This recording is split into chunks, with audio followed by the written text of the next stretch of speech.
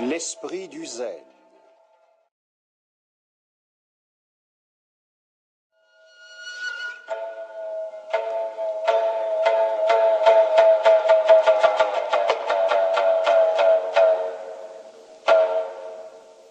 Si tu rencontres le Bouddha, tue-le.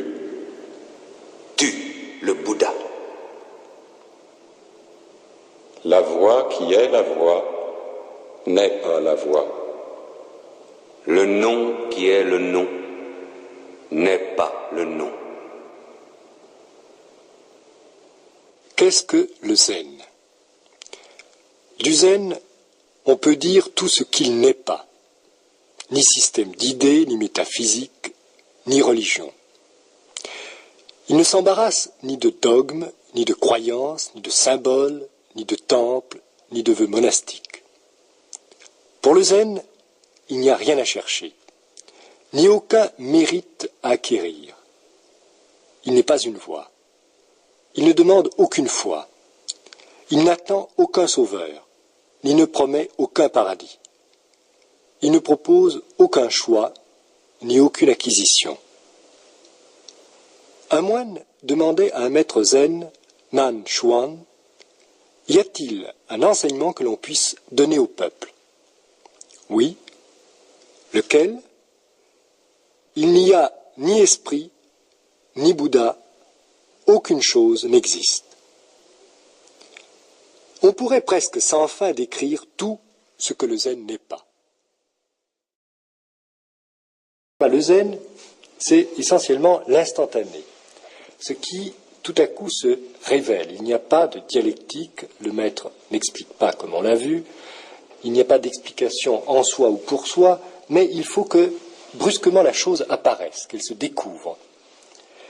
Notre tradition, au contraire, est une tradition dialectique et par conséquent, nous pouvons être conduits à imaginer que la même chose apparaît en Occident quand il s'agit d'intuition. Je pense qu'en Occident, la philosophie a montré que l'intuition part de présupposés. Je pense quelque chose, mais tout en gardant mes habitudes, tout en ayant une dialectique en moi, une façon de procéder et de penser. Tandis que pour le zen, je pars d'une non-dualité. Il est quasi impossible pour un occidental de comprendre ce qu'est la non-dualité. Quand je dis non-dualité, j'entends un au-delà du bien et du mal, un au-delà de la lumière et des ténèbres, et par conséquent j'aborde la réalité, le fluide cosmique, la vie elle-même, sans aucun jugement. Je suis rigoureusement privé de jugement. Par conséquent, il y a cette non-discrimination. En Occident, nous partons toujours d'un regard discriminateur, un regard qui juge, un regard qui jauge. J'ai l'idée, quand je vois quelqu'un, quand je lis un ouvrage, du bien et du mal, quelque chose que je comprends ou que je refuse. Tandis que pour le zen, il n'y a ni ignorance ni connaissance. Il y a cette non-dualité qui me permet de saisir quelque chose dans sa réalité elle-même. Je prends un exemple. En Occident, je me prépare par la méditation, par la prière, par la concentration, à une sorte d'éveil.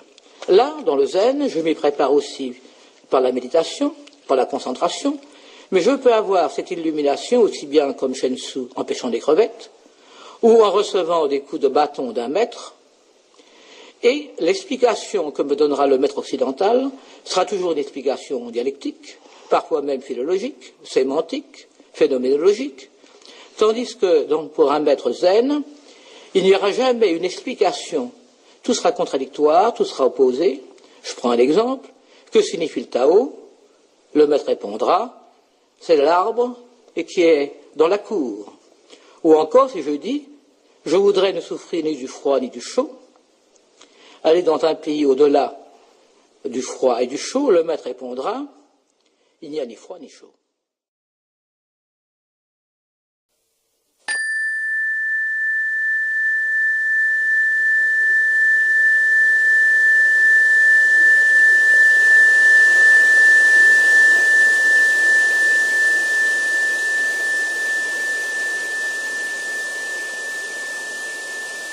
Face au mur, on ne regarde rien.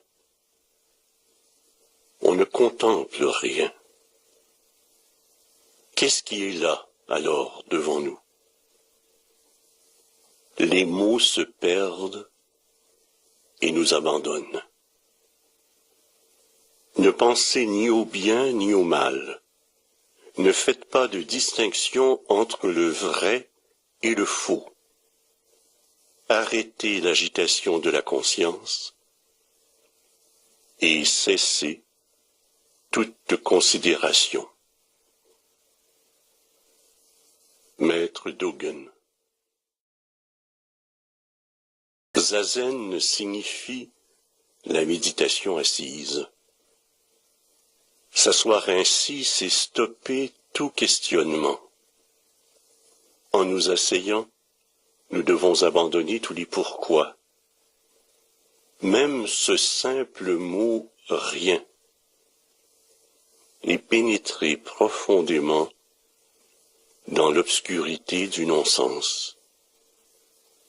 L'absence de pourquoi est l'essence de cette méditation. Si nous ajoutons un pourquoi à cette pratique, nous lui donnons un sens, et par ce sens, notre méditation devient souillée. Elle consiste à juste s'asseoir et à oublier les mots,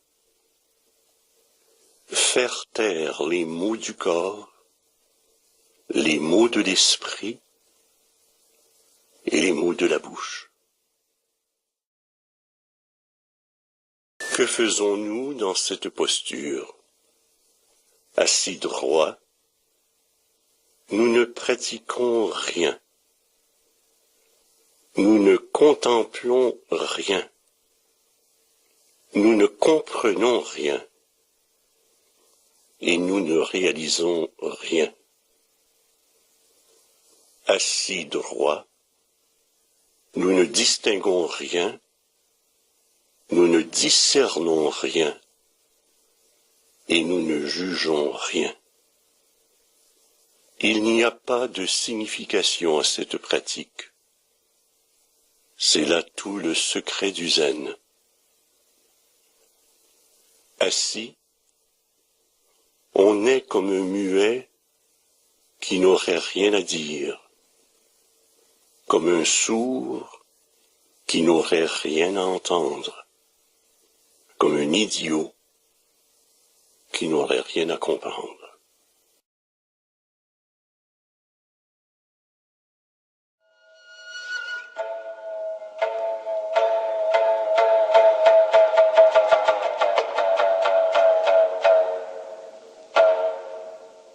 Si tu rencontres le Bouddha, tue-le.